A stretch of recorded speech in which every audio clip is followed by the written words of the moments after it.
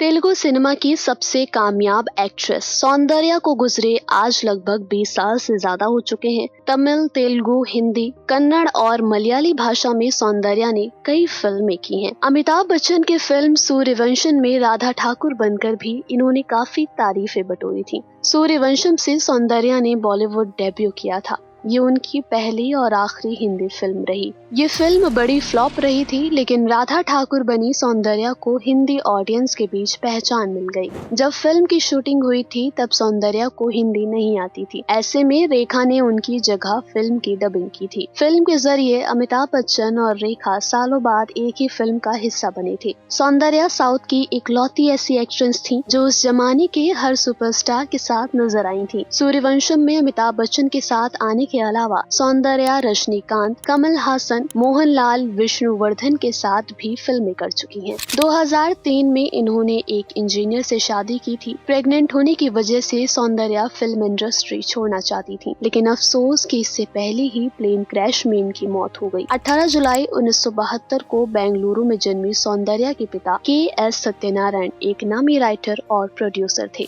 शुरुआत में सौंदर्या डॉक्टर बनना चाहती थी, जिसके लिए उन्होंने MBBS में दाखिला लिया था, लेकिन जैसे ही उन्हें फिल्मों के ऑफर मिलने लगे तो उन्होंने पहले साल ही पढ़ाई छोड़ दी। सौंदर्या ने 1992 की कन्नड़ फिल्म बा नाना प्रिथुषु से एक्टिंग डेब्यू किया था, जिसके बाद उन्हें back to back Kannada, Tamil और तेलुगु भाषा की फिल्में मिलने लगी। सौंदर्या को 1995 की फिल्म अमोरू के लिए पहला बेस्ट एक्ट्रेस तेलुगु का फिल्म फेयर अवार्ड मिला था। इसके बाद उन्हें 9 अन्य बेस्ट एक्ट्रेस के अवार्ड भी मिले। यहाँ तक कि मौत के बाद भी सौंदर्या को फिल्म अपथा मित्रा के लिए अवार्ड मिला था। अब बताते हैं आपको वो घटना जिसने सौंदर्या को हमसे छीन लिया। शादी के 1 साल बाद 2004 में सौंदर्या ने राजनीति में कदम रखा और भारतीय जनता पार्टी और तेलुगु देशम पार्टी में शामिल हुई। करीमनगर में होने वाली एक पॉलिटिकल रैली के लिए सौंदर्या अपने भाई अमरनाथ के साथ सुबह फ्लाइट से निकली थी, लेकिन चंद मिनटों बाद हुए हादसे में उनकी मौत हो गई। फ्लाइट ने सुबह करीब 11:05 पर बेंगलुरु के जक्कूर एयरफील्ड से उड़ान भरी, लेकिन 100 फीट ऊपर जाते ही फ्लाइट ने आग पकड़ ली। पूरा विमान जल गया और तेजी से जमीन पर आ गिरा। ये फ्लाइट बेंगलुरु के गांधी कृषि विज्ञान केंद्र के कैंपस पर गिरी थी। कैंपस में एक्सपेरिमेंट कर रहे चंद लोग इस हादसे के गवाह बने और लोगों की मदद के लिए पहुंचे, लेकिन प्लेन पूरी तरह जल चुका था और उसमें बैठा हर पैसेंजर जला हुआ था। 4 सीटर एयरक्राफ्ट में सौंदर्या के अलावा उनके भाई अमरनाथ के अलावा